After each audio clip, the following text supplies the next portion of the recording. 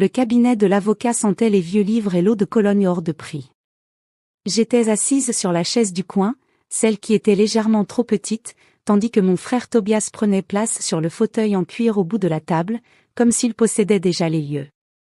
Sa femme, Sabine, était perchée à côté de lui, son sac de créateur, qui coûtait probablement plus cher que mon loyer mensuel, soigneusement posé sur la table en acajou. Grand-père Johan était assis en face d'eux, les mains burinées croisées sur ses genoux, paraissant étrangement plus petit sans grand-mère et Else à ses côtés. Elle était décédée il y a 2 semaines, et le vide qu'elle avait laissé semblait occuper plus d'espace que son corps frêle n'en avait jamais pris. Merci à tous d'être venus, commença Herr Backman, l'avocat de la famille, en mélangeant ses papiers. Allons droit au but, l'interrompit Tobias en regardant sa Rolex. Certains d'entre nous ont de vraies entreprises à faire tourner. Je me mordis la langue. De vraies entreprises. Par opposition à mon travail chez Wagner S. Liquor Store, où je travaillais depuis 8 ans tout en suivant des cours du soir pour terminer mon diplôme en gestion. Ce diplôme que j'avais enfin obtenu le mois dernier, même si personne dans ma famille ne l'avait remarqué. Bien sûr, répondit Herr Backman, avec cette expression neutre que les avocats maîtrisent à la perfection. Cependant, avant de procéder à la lecture officielle, Herr Johan a demandé à dire quelques mots. Tobias soupira de manière théâtrale, puis fit un geste pour que grand-père continue, comme s'il lui accordait une permission. Grand-père ne parla pas. Pas encore. Herr Backman poursuivit, la succession d'Elsmeyer comprend 12 biens immobiliers locatifs répartis dans tout Hambourg, générant un revenu mensuel combiné d'environ 48 000 €. Mon Dieu, murmura Tobias, et je vis les yeux de Sabine s'illuminer comme un matin de Noël. Plusieurs comptes d'investissement et divers effets personnels. Comme vous le savez, Frau Meyer était très précise quant à ses volontés. Très bien, dit Tobias en se penchant en avant. Et en tant qu'exécuteur testamentaire, c'est moi qui gérerai tout. Ne t'inquiète pas, Helena, se tourna-t-il vers moi avec ce sourire condescendant que je connaissais depuis toujours, je veillerai à ce que tu reçoives ta part. Tu peux garder ton travail au magasin d'alcool. Les propriétés nécessitent quelqu'un qui comprend réellement la gestion d'entreprise. Sabine éclata de rire, un rire aigu qui me faisait mal aux dents. Oh Toby, tu es si généreux. Mais franchement, que ferait Helena de biens immobiliers? Elle arrive à peine à gérer son propre appartement. Mon appartement. Le 2 pièces sans ascenseur à Altona pour lequel je me débrouillais chaque mois, pendant que Tobias vivait dans sa villa de Blankenese que grand-mère et grand-père l'avaient aidé à acheter, comme un investissement pour son avenir. Je m'en sors très bien, dis-je doucement. Bien sûr, ma chérie, répondit Sabine en me tapotant la main comme si j'étais une enfant. Le commerce de détail est important aussi. Il faut bien que quelqu'un vende le vin, non? Le commerce de détail. 8 ans de travail à plein temps, des études le soir, des visites à grand-mère tous les dimanches sans exception, tandis que Tobias se montrait peut-être 2 fois par an, et tout cela n'était pour eux que du commerce de détail. En réalité, dit enfin grand-père, sa voix rauque mais ferme, avant de continuer, il y a quelque chose que je dois expliquer. OPA, ce n'est pas nécessaire, répondit Tobias avec dédain.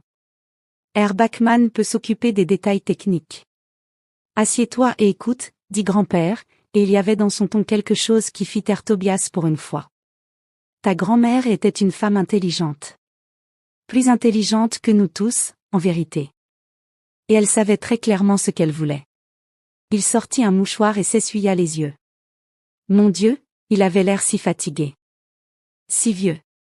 Ces 5 dernières années, poursuivit-il, elle savait que sa santé déclinait.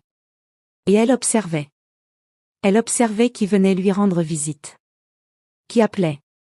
Qui se souvenait de son anniversaire. Qui se souciait vraiment d'elle en tant que personne, et non comme de quelqu'un susceptible de leur laisser de l'argent un jour. Tobias se tortilla sur sa chaise. Le sourire de Sabine s'était figé. Elle a aussi, dit grand-père en me regardant maintenant droit dans les yeux, vu qui était réellement responsable. Qui conciliait travail et études et trouvait encore du temps. Qui écoutait ses histoires même lorsqu'elle les racontait pour la 100e fois. Qui lui tenait la main à l'hôpital. Ma gorge se serra. Ses visites du dimanche. Les heures passées à son chevet pendant ses traitements de chimiothérapie, à lui lire les romans d'amour qu'elle adorait, à lui apporter le massepain de cette boutique de la Specherstad qu'elle aimait tant. Alors, il y a 3 ans, continua grand-père, elle s'a transféré les propriétés. Les 12. D'accord, acquiesça Tobias. Dans une fiducie que je gérerai. Au nom d'Elena, conclut grand-père. La pièce devint silencieuse. Quoi, dit Tobias. Les propriétés sont au nom d'Elena. Elles le sont depuis 3 ans. Légalement, définitivement. Else m'a fait promettre de ne rien dire à personne avant qu'elle ne parte. Elle voulait voir comment chacun se comporterait en pensant qu'il y avait encore quelque chose à gagner. Je n'arrivais plus à respirer. Plus à penser. 12 propriétés. À mon nom. Ce n'est pas possible, dit Sabine d'une voix sèche. Elle n'aurait jamais. Elle l'a fait, intervint Herr Backman avec calme, en faisant glisser des documents sur la table. Tout est dûment documenté et enregistré. Frau Elena Meyer est la propriétaire légale des 12 biens depuis octobre 2021. La société de gestion immobilière verse les loyers sur un compte à son nom, dont elle n'a été informée qu'aujourd'hui.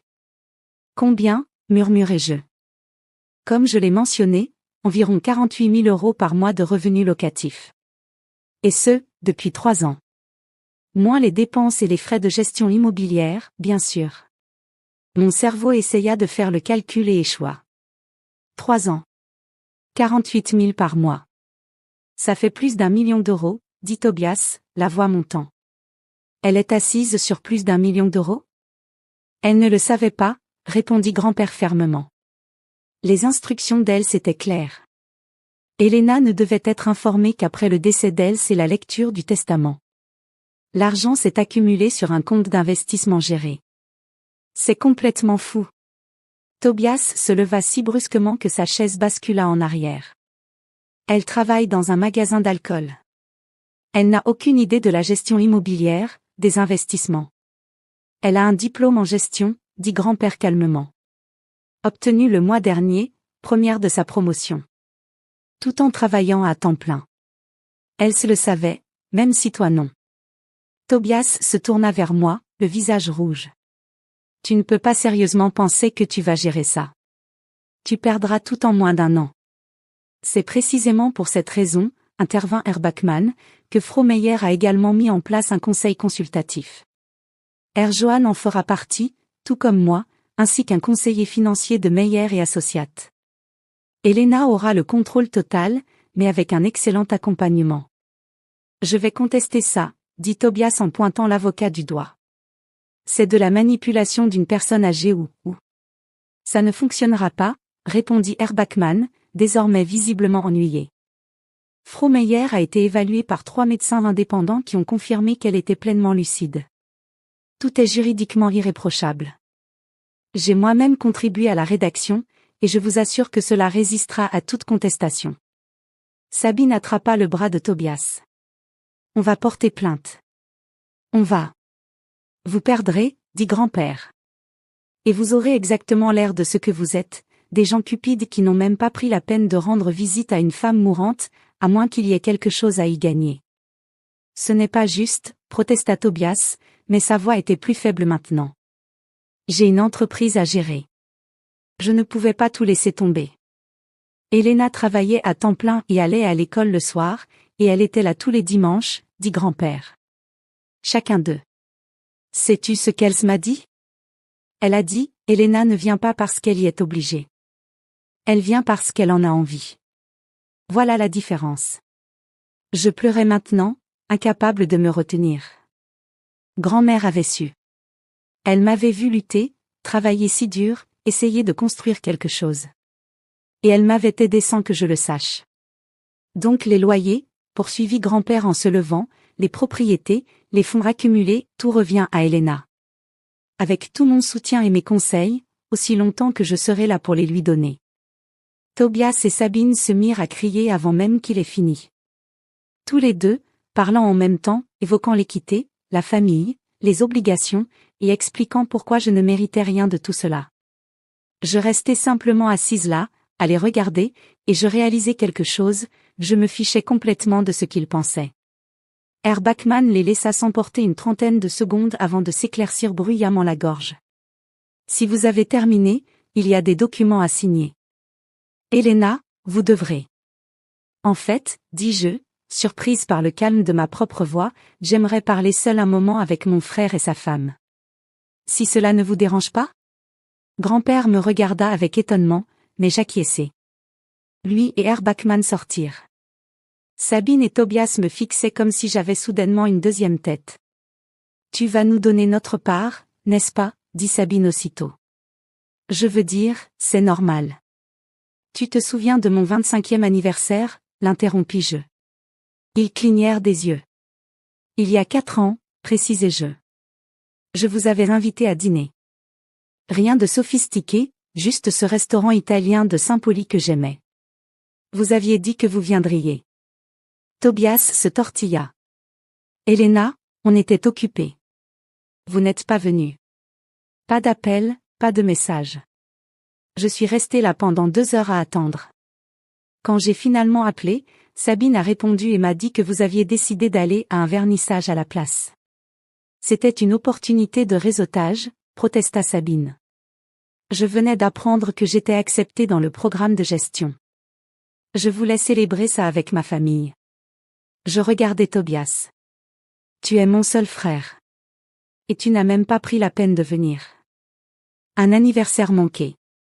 Ce n'était pas un seul. C'était tous les anniversaires.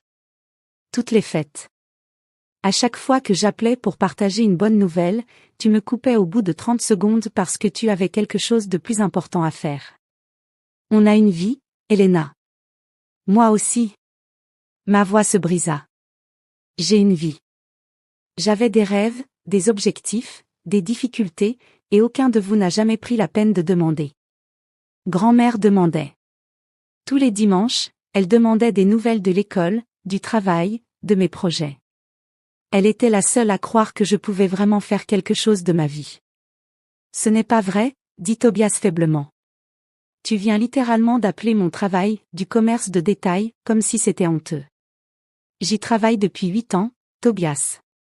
8 ans, et tu n'es jamais venu voir où je travaille. Tu n'as jamais posé de questions. Tu n'as jamais reconnu que je travaillais à temps plein et que j'étudiais parce que je voulais construire quelque chose. Silence. Grand-mère l'a vu, continuai-je en m'essuyant les yeux. Elle m'a vu essayer. Et elle m'a aidé de la façon la plus incroyable qui soit, elle m'a donné un avenir. De la sécurité. Des options. Et elle l'a fait en secret parce qu'elle voulait voir qui, dans cette famille, se souciait vraiment d'elle en tant que personne. Et alors quoi, ricana Sabine, tu vas nous le jeter à la figure? Jouer la pauvre petite fille riche? Non, répondis-je simplement. Je vais l'utiliser. Je vais quitter le magasin d'alcool, même si je donnerai un préavis correct à Herr Wagner, parce qu'il a toujours été bon avec moi. Je vais apprendre tout ce que je peux sur la gestion immobilière et les investissements. Je vais rendre grand-mère fière. Et nous? Demanda Tobias. Je regardais mon frère, je le regardais vraiment. À un moment donné, il était devenu un étranger. Ou peut-être l'avait-il toujours été, et j'avais simplement passé trop de temps à essayer de mériter son approbation pour m'en rendre compte. Le testament de grand-mère prévoit quelque chose pour toi, dis-je. Herr Bachmann a les détails. C'est généreux, tout bien considéré. Mais les propriétés? Elles sont à moi. Et je vais en prendre soin comme grand-mère a pris soin de moi. Je me levai et me dirigeai vers la porte, puis je m'arrêtai. Pour ce que ça vaut, dis-je sans me retourner, j'aurais partagé. Si tu avais demandé. Si tu avais été là, si tu avais été une vraie famille, si tu t'étais réellement soucié de moi. Je me serais assuré que tu ne manques de rien. Mais vous êtes entré ici en partant du principe que je n'étais rien, que je ne méritais rien, que le travail de toute ma vie se résumait à du commerce de détail. Alors maintenant, tu sais exactement l'importance que j'accorde à ton opinion. J'ouvris la porte. Grand-père et Herr Bachmann m'attendaient dans le couloir. Je suis prête à signer tout ce qu'il faut signer, leur dis-je. Les heures suivantes furent un flou de documents et d'explications. Tobias et Sabine partirent sans dire au revoir. Apparemment, grand-mère leur avait laissé 50 000 € chacun, plus que correct, honnêtement, vu les efforts qu'ils avaient fournis dans cette relation. Mais les propriétés, les investissements, le véritable héritage, tout cela était à moi. Herr Bachmann m'expliqua tout, les 12 propriétés disséminées dans Hambourg, depuis de petits appartements à Eimsbüttel jusqu'à un immeuble plus grand à Winterhude. Toutes bien entretenues, toutes occupées, toutes générant des revenus stables. Votre grand-mère était une excellente femme d'affaires, dit-il. Elle a acheté ses biens sur une période de 40 ans, toujours dans de bons quartiers, toujours entretenus de manière irréprochable. Les locataires sont satisfaits, les immeubles sont solides.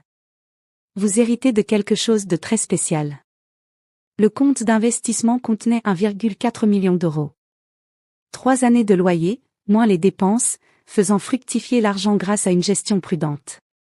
Qu'est-ce que je fais maintenant ? Demandai-je à grand-père, assise dans sa voiture après coup, aucun de nous n'étant prêt à partir. Tout ce que tu veux, répondit-il. C'est justement le but. Elle se voulait que tu aies le choix. Tu as passé toute ta vie à travailler dur, à être responsable, à tout faire correctement. Maintenant, c'est toi qui décides de la suite. J'ai peur, avouai-je. Tant mieux, sourit-il. Ça veut dire que tu seras prudente. Intelligente. Tu feras des erreurs, mais tu apprendras. Et je serai là pour t'aider, aussi longtemps que je le pourrai.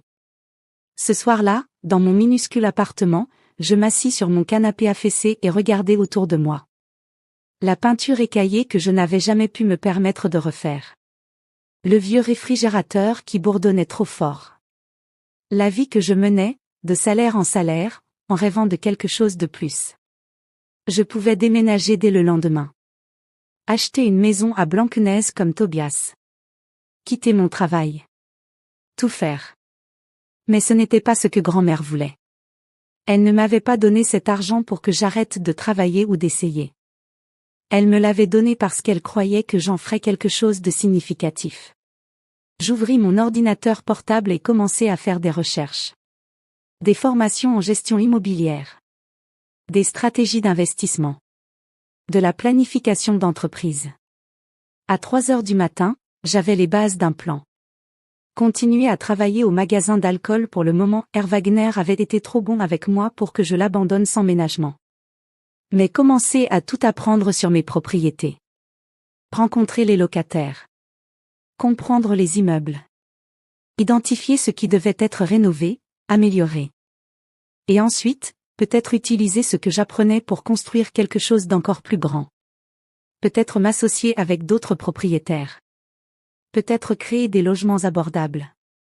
Peut-être. Les possibilités étaient infinies. Je pensais à Tobias et Sabine, probablement chez eux dans leur villa, amers et en colère. Et je ne ressentis rien. Ni satisfaction, ni colère. Juste une sorte de vide triste, là où mon frère se trouvait autrefois. Mais je ressentais aussi autre chose, la liberté. Pour la première fois de ma vie, je n'essayais plus de prouver quoi que ce soit à qui que ce soit. Je n'essayais plus de gagner l'approbation, le respect ou l'amour de personnes qui ne me les auraient jamais donnés. J'avais la confiance de grand-mère. Le soutien de grand-père. Et un avenir qui m'appartenait entièrement. 3 mois plus tard, je me tenais dans la propriété de Winterhude, au milieu des travaux de rénovation que je supervisais. L'immeuble avait de bonnes bases, mais avait besoin d'être modernisé, nouvelles fenêtres, meilleure isolation, appartement remis au goût du jour. Mon téléphone sonna. Tobias. J'hésitais à répondre. Puis la curiosité l'emporta. Elena, dit-il, la voix étrange. Je voulais, écoute, Sabine et moi, on divorce. Je suis désolée de l'apprendre. Elle m'a épousée pour l'argent. Pour le train de vie. Quand l'héritage ne s'est pas déroulé comme elle l'espérait? Il s'interrompit. J'ai beaucoup réfléchi. À ce que tu as dit. À la personne que je suis devenue. Je ne dis rien. Je me demandais, continua-t-il, si on pourrait prendre un café un de ces jours? Juste discuter. Je ne te demande pas d'argent ou ma sœur me manque. Je regardais autour de moi, les travaux en cours, l'avenir en train de se construire. Peut-être, dis-je. Laisse-moi y réfléchir. C'est juste. Elena? Grand-mère avait raison. À ton sujet. Tu méritais tout ça. Après avoir raccroché, je restais là un long moment. Peut-être que Tobias pouvait changer. Peut-être qu'on pourrait reconstruire quelque chose. Ou peut-être pas. Quoi qu'il en soit, j'irais bien. Parce que grand-mère ne m'avait pas seulement donné des propriétés ou de l'argent. Elle m'avait donné la preuve que j'étais digne qu'on investisse en moi. Que mon travail acharné comptait. Que j'étais vue, valorisée et aimée. Et ça, c'était le véritable héritage. Merci d'avoir regardé. Laissez un like si cette histoire vous a plu, n'oubliez pas de vous abonner si ce n'est pas encore fait, et cliquez sur la carte ci-dessus pour découvrir d'autres histoires comme celle-ci. À la prochaine.